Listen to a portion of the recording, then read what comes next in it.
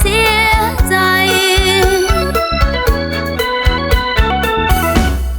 น้องก็เป็นผู้หญิงธรรมดาบ่ได้มาจากสวรรค์ดอกอาย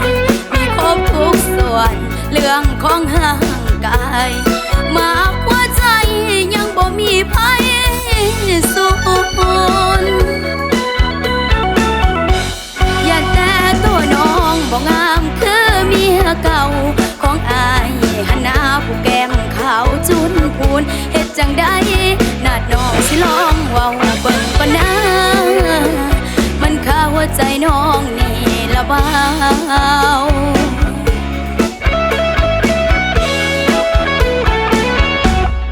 ได้กับอายน้องสิเป็นปัญญา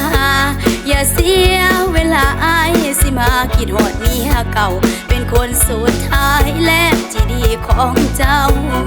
เรื่องเมียเก่าน้องบ่ได้น้อยใจ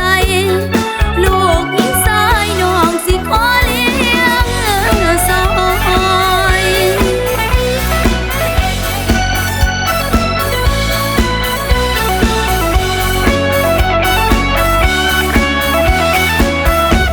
อย่าแต่ตัวน้องบ่งามคือเมียเก่า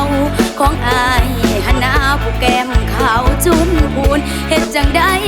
นาดน้องสิลองเว้าเบิ่งก่อนนะมันข้าหัวใจน้องนี่ละเบา